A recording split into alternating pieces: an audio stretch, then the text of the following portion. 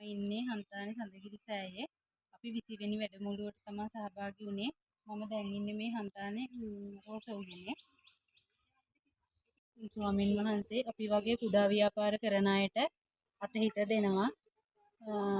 ඒ වගේ තමයි අපි මේ 20 වෙනි වැඩමුළුවට තමයි අපි සහභාගී වුණේ. ඒ තමයි පයිපිනාශික විස්වාදනේ. මේ වගේ ලස්සන කරවටුත් තියෙනවා.